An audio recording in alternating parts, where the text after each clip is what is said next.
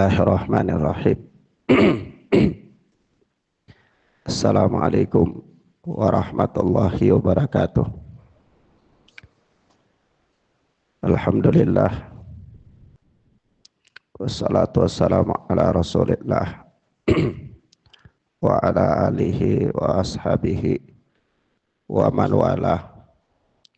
Amma ba'd. Ikhwanna fiddin, a'azzani Allahu ayyakum. Kita masih berada pada masalah yang ke-13 dari Masailul Jahiliyah oleh Syekh Al-Mujaddid Muhammad bin Abdul Wahhab rahimana wa rahimahullah.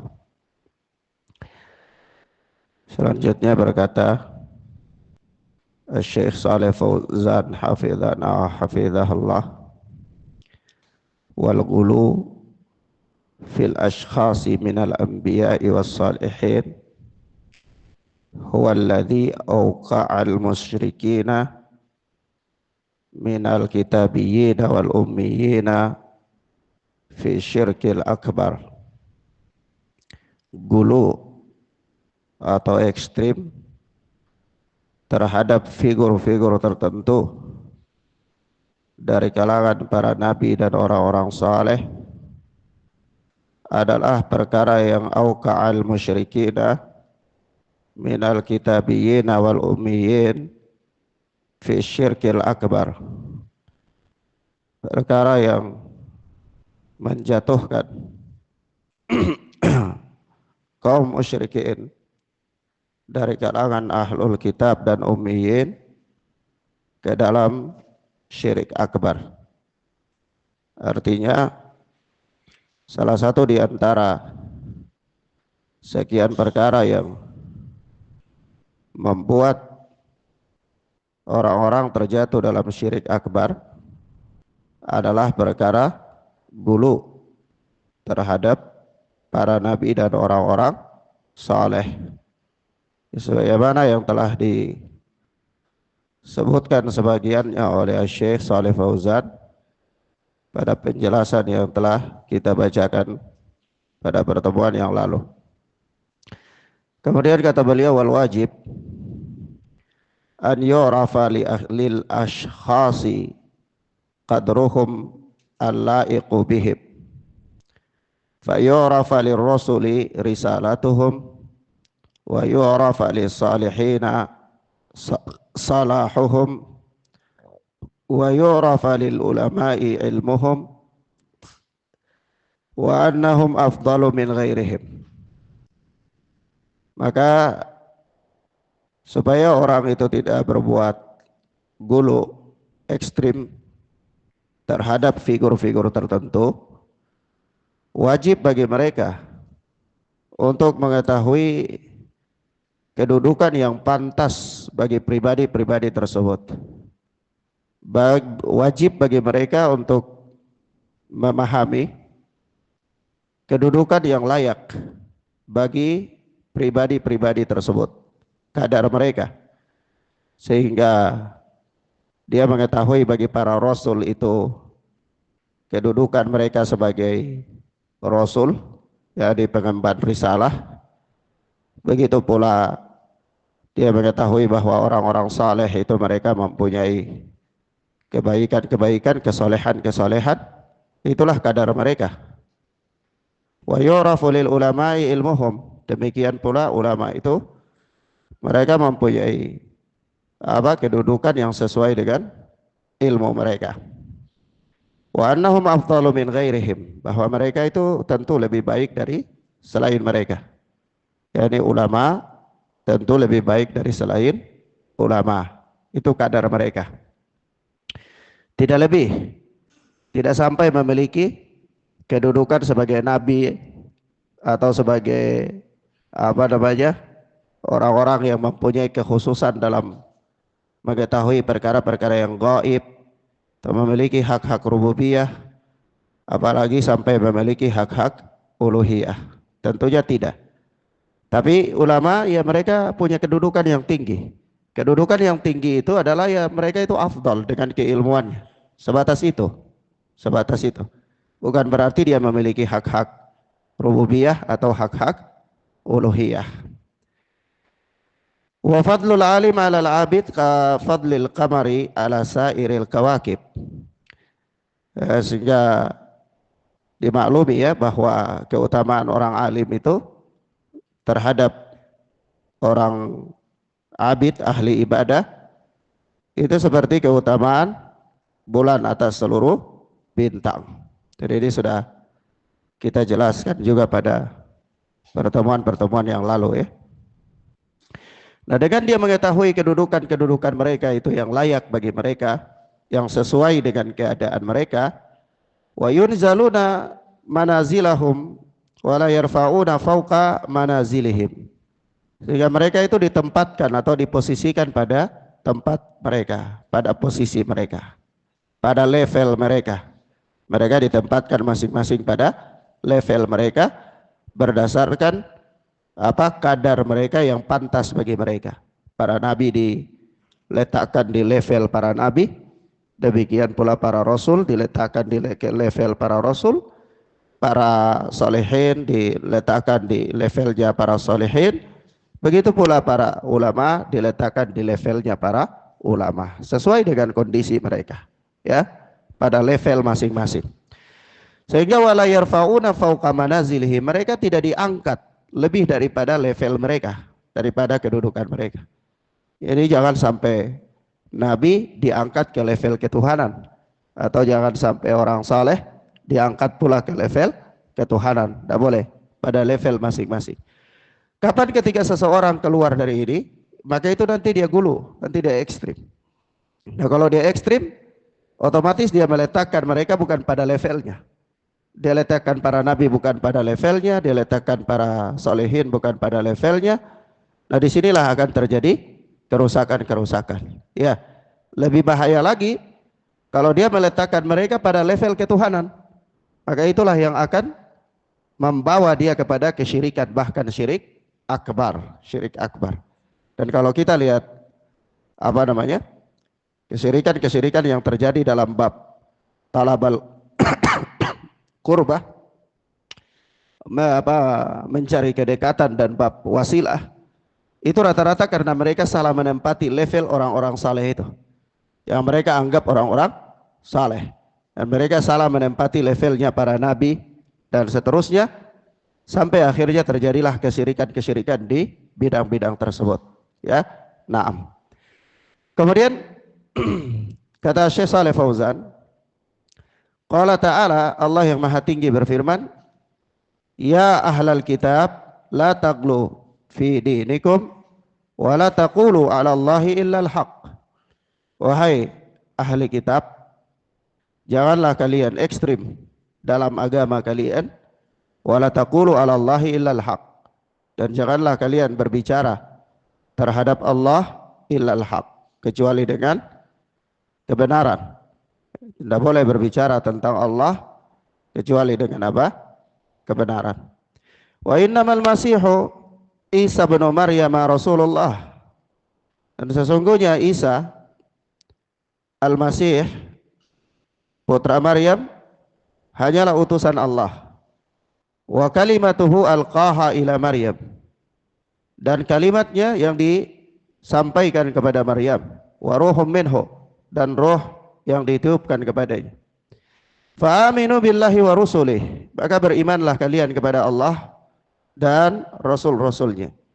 Wa la taqulu thalathah, dan janganlah kalian berkata bahwa Tuhan itu ada tiga. Jangan berkata bahwa Tuhan itu ada tiga. Apa korelasinya? Ya, korelasinya bahwa Nabi Allah Isa alaihi salatu wassalam itu kadar beliau hanyalah seorang rasul. Ya. Jadi kadar beliau tidak sampai pada kadar ketuhanan. Maka tidak boleh katakan Tuhan itu ada tiga, salah satunya Isa putra Maryam, tidak boleh. Karena kadarnya hanyalah kadar apa? Kerasulan. Innamal masihu Isa bin Maryam Rasulullah. Sesungguhnya Isa putra Maryam ini Al-Masih hanyalah apa? Utusan Allah Subhanahu wa taala. Itu kadar yang pantas bagi beliau. kadar yang layak bagi beliau alaihi salatu wassalam. Adapun kadar ketuhanan tidak. Kalau mendudukan beliau pada kadar ketuhanan, nah ini sini ekstrim. Apa? Telah berbuat ekstrim. Maka Allah Subhanahu wa taala mengatakan la taghlu fi dinikum. Jangan ekstrim dalam agama kalian. Dan begitu pula Allah menutup ayat ini dengan mengatakan wala taqulu tsalatsa. Jangan katakan bahwa Tuhan itu ada 3. Tidak boleh, itu ekstrim. Itu menaikkan posisi Nabi bukan pada tempatnya. Wa qala ta'ala, dan juga Allah yang maha tinggi berfirman, qul ya ahlal kitab la taghlu fi dinikum ghairal haqq. Katakanlah wahai ahli kitab, janganlah kalian ekstrim dalam agama kalian dengan tanpa hak. Wala tattabi'u ahwa'a qaumin qad dhallu min qabl. Dan janganlah kalian memperturut hawa nafsu kaum yang telah sesat sebelumnya. Wa adallu katsiran, dan mereka telah menyesatkan banyak orang. Wa dhallu an sawa'is sabil, dan mereka juga telah sesat dari jalan yang lurus. Mereka telah sesat dari jalan yang lurus. Jadi di sini ayat ini Allah Subhanahu wa taala memulai dengan larangan dari ekstrim, ya. Setelah larangan dari ekstrim, Allah juga melarang dari memperturut hawa nafsu. Maka di sini kita katakan bahwa ya sebagian para pensyarah mereka mengatakan bahwa di antara salah satu sebab orang itu dia berbuat ekstrim dalam agama adalah karena memperturut hawa nafsu. Adalah karena apa? Memperturut hawa nafsu. Maka kita lihat ya. Kita lihat bahwa sebab-sebab orang itu dia sesat, ya salah satunya adalah karena memperturut hawa nafsu. Disebutkan oleh sebagian para ulama dengan istilah su'ul qasdi, buruknya tujuan. Nah, oleh sebab itu kalau antum baca bukunya Syekh Dr. Sa'ad bin Wahab Al-Qahtan, Nurul Huda wa Dhulumatid Dhalal, ya, kalau tebal juga ya, di situ dijelaskan tentang cahayanya sunnah dan kesesatan bid'ah, itu panjang sekali. Beliau membahas tentang di antara sebab-sebab orang itu dia tergelincir. Orang salah satunya dia gulu, dan faktor-faktor yang gulu itu menyebabkan orang gulu itu adalah karena memperturut hawa nafsu. Karena dia memperturut hawa nafsu. Nah, kemudian di sini kata Syekh Shalih Fauzan, hafizana wa hafizahullah, wan Nabi sallallahu alaihi wasallam yaqul, dan Nabi sallallahu alaihi wasallam bersabda, iyyakum wal ghuluwa fiddin. Ya, waspadalah kalian dari sikap ekstrim dalam agama. Fa inna ma ahlaka man kana qablakum al ghuluwu fiddin. Jadi karena sesungguhnya perkara yang membinasakan orang-orang sebelum kalian itu adalah gulu dalam agama, ekstrim dalam agama. Jadi hadis ini kalau di footnote di sini dicetakan saya ini dikatakan akhrajahun Nasa'i, dikeluarkan oleh Imam An-Nasa'i wa Ibnu Majah wa Ahmad fi Musnadih wa sahhahul Albani fi Sahihil Jami'. Ya, diriwayatkan oleh Imam An-Nasa'i, Imam Ibnu Majah, Imam Ahmad dalam musnadnya, dan disahihkan oleh Al-Alamah Albani di dalam Sahih Al-Jami'. Naam. Taib. Di sini ya kawan, azani Allah wa iyyakum, di sini pula peringatan Rasulullah ya. Jadi kalau ayat-ayat yang disebutkan oleh Syekh Shalih Fauzan ini adalah peringatan daripada berbuat gulu ekstrim dalam agama. Nah, demikian pula Nabi SAW memperingatkan daripada berbuat ekstrim di dalam agama. Nah, maka kata Syekh Shalih Fauzan, fala yajuzul gulu fil makhluqin. Tidak boleh gulu terhadap makhluk. Tidak boleh ekstrim terhadap makhluk, itu tidak boleh. Wa raf'uhum fawqa manzilatihim allati anzalahumullahu fiha. Tidak boleh mengangkat Kedudukan makhluk itu di atas kedudukan yang Allah tempatkan kepadanya. Ya, jadi orang itu kalau Allah tempatkan dia di kedudukan itu ya sudah di situ, jangan diangkat lebih daripada itu. Ya, kalau Allah tempatkan para nabi itu di level para nabi, Allah tempatkan para rasul di level para rasul, Allah tempatkan para ulama di level para ulama, Allah tempatkan para syuhada di level para syuhada, ya cukup di situ saja. Jangan sampai kita itu ekstrim sehingga kita melangkat mereka pada level-level yang Allah subhanahu wa ta'ala tidak menempatkan mereka pada itu. Nah, ini namanya ekstrim. Nah, kalau kita ekstrim terhadap mereka, maka ini artinya membuka pintu untuk terjadi kesyirikan. Sebagaimana telah berlalu kita katakan bahwa apa? Gulu itu menjatuhkan.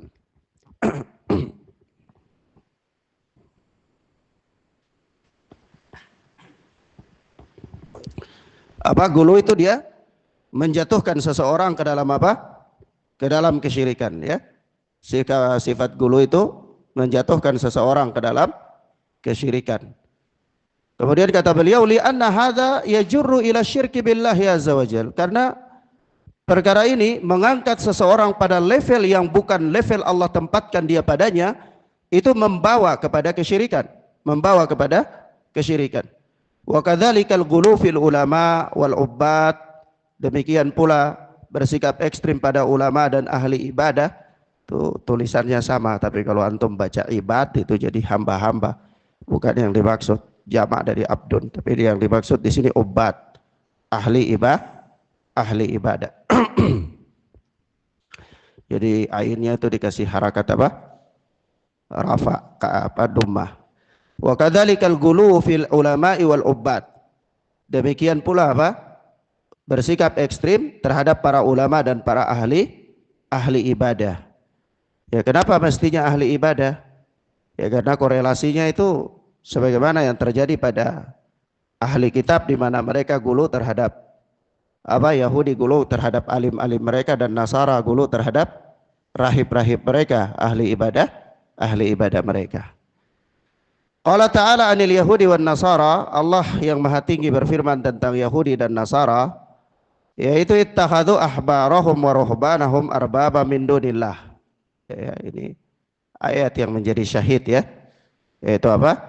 Ittakhadhu, Allah Subhanahu wa taala berfirman tentang orang-orang Yahudi dan orang-orang Nasara, yaitu ittakhadhu ahbarahum wa ruhbanahum.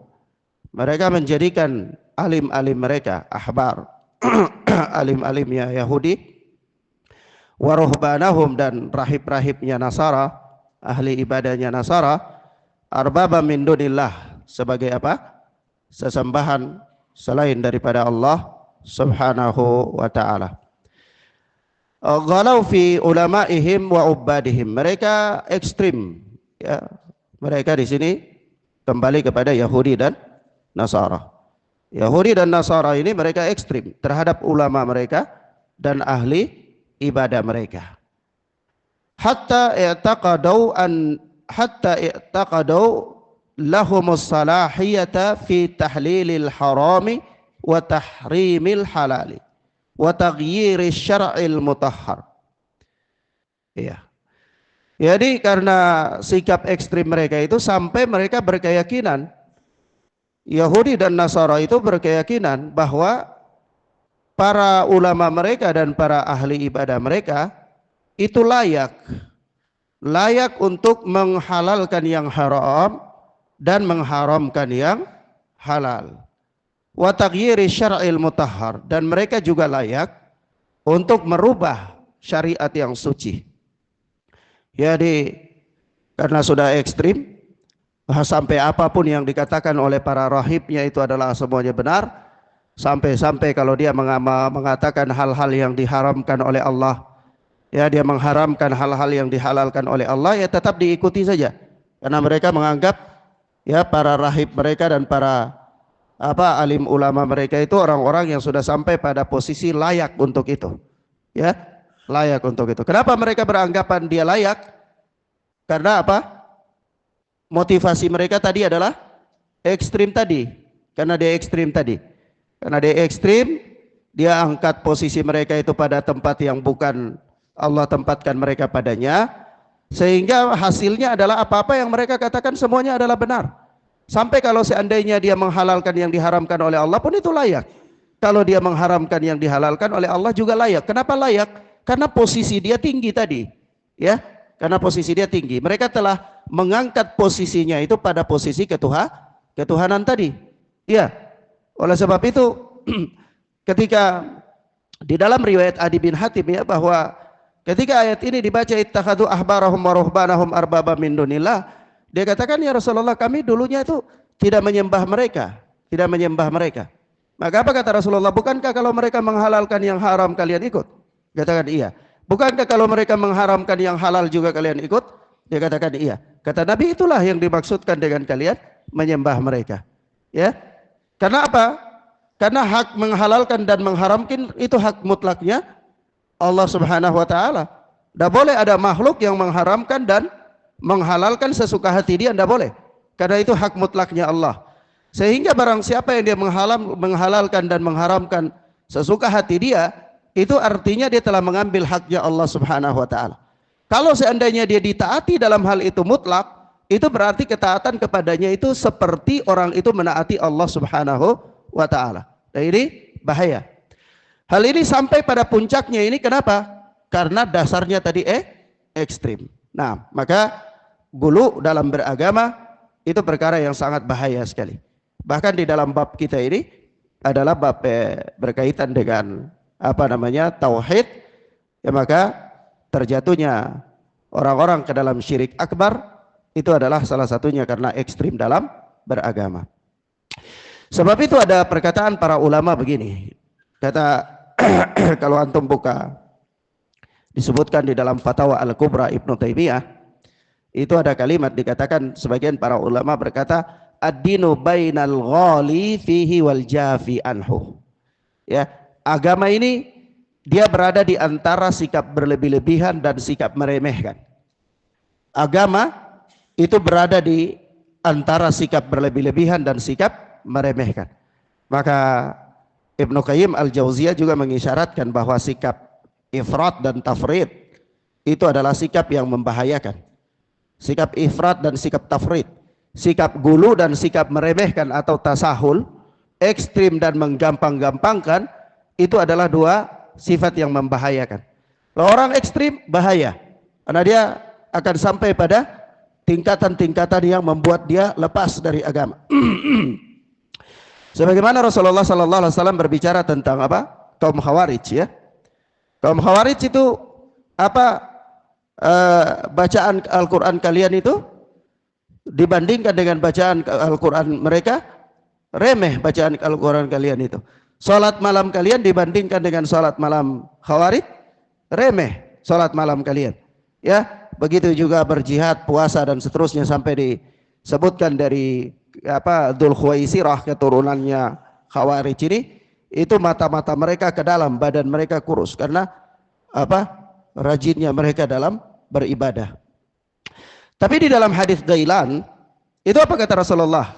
Kilabun nar, kilabun nar. Mereka itu anjing-anjing neraka. Maka ditanyakan kepada Ghailan, apakah ini ucapan yang lahir darimu apa sabda Nabi? Ghailan dia katakan bahwa ini aku dengar dari Nabi sallallahu alaihi wasallam. Dan mereka adalah seburuk-buruknya makhluk yang mati di bawah kolong langit ini. Coba antum lihat, apakah Rasulullah mempertimbangkan baiknya ibadah mereka? Ya, Rasulullah sudah mengatakan bahwa mereka itu dalam ibadah baik, dalam sholat jika dibandingkan dengan kalian. Bandingkan dengan kalian di sini, bandingkan dengan siapa? Sahabat, bukan dengan kita.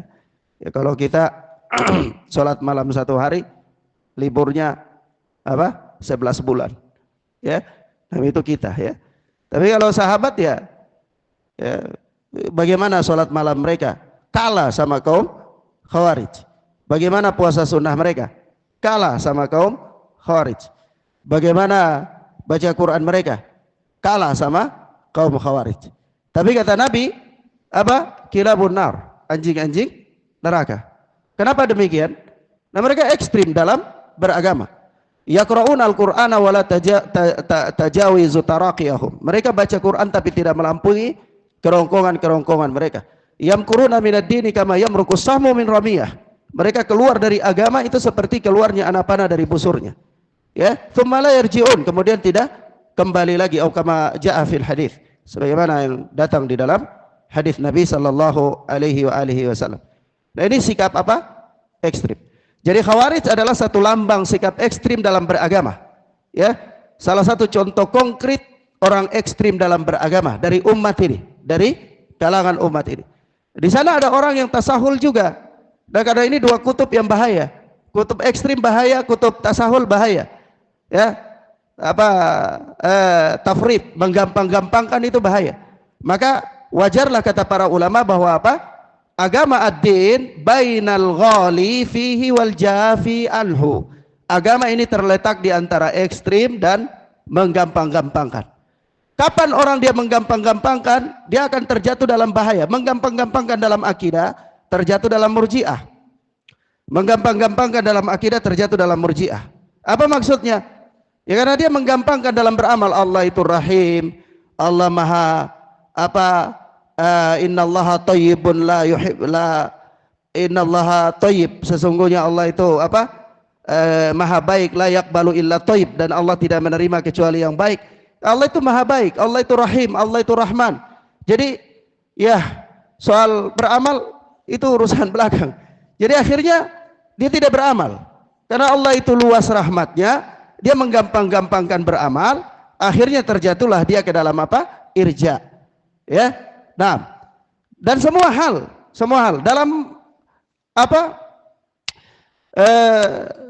dalam perkara-perkara fikih juga, kalau antum baca, saya sudah lewati bab ini lama, jadi saya sudah lupa ingat. Tapi kalau nggak salah itu ada disebutkan oleh Ibnul Jauzi. Itu tentang antara orang ekstrim dan orang tasahul ini, orang-orang sufi dalam keekstriman mereka, ya, dalam tawakal mereka yang ekstrim, atau di dalam begini maksud saya, kalau orang dia ekstrim dalam tawakal, ya orang-orang sufi dia bersafar, itu dia tidak perlu membawa bekal. Dia tidak perlu membawa bekal. Kenapa? Bagi dia apa? Ya, bagi dia Allah maha kaya, Allah maha memberi, ya, dan Allah maha memberikan rizki dan seterusnya. Jadi dia bersafar, dia sudah tahu perjalanan ini jauh, perjalanan ini tidak ada warkop di pinggir jalan, tidak ada. Dia sudah tahu. Tapi dia sengaja memang lakukan perjalanan itu tanpa bawa bekal karena dia beranggapan dia bertawakal kepada Allah Subhanahu wa taala. Ini tawakal yang salah, ekstrim dalam bertawakal. Nah, dan banyak sekali yang semisal dengan itu, ya.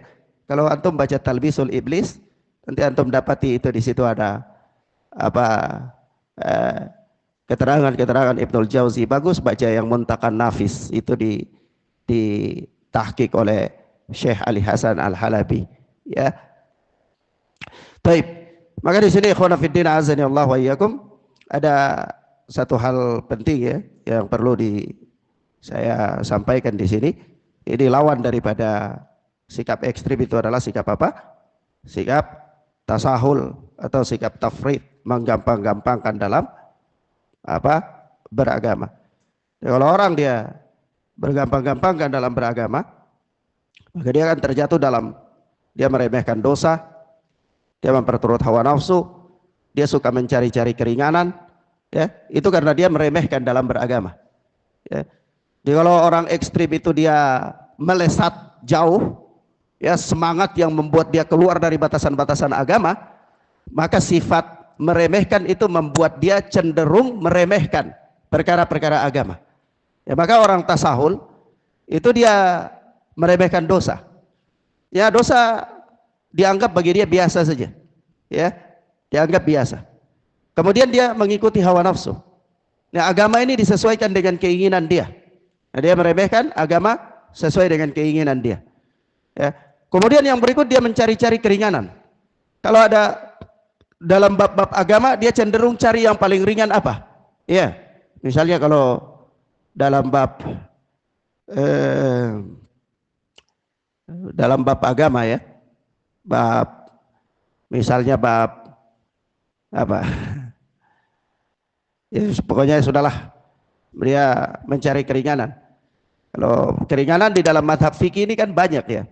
Misalnya pernikahan kalau mau cari keringanan carinya madhab Hanafi, ya, carinya madhab Hanafi supaya lebih ringan, ya. Begitu juga di dalam apa masalah mut'ah, carinya pendapat Ibnu Abbas, walaupun yang nanti ada riwayat bahwa Ibnu Abbas rujuk dari pendapat itu ya. Tapi kalau mau cari keringanan jangan cari rujuknya, cari yang masih fatwanya, ya. Artinya orang kalau mau cari kemudahan tasahul dalam beragama kan dia mencari-cari apa? Keringanan, cari-cari keringanan. Dia selalu cari di antara keringanan para ulama, dia cari. Padahal telah berlalu kita katakan orang yang berakal itu bukan orang yang tahu perkara baik dan perkara buruk, bukan. Tapi orang yang berakal itu dia tahu yang paling baik di antara dua kebaikan dan dia tahu yang paling buruk di antara dua keburukan.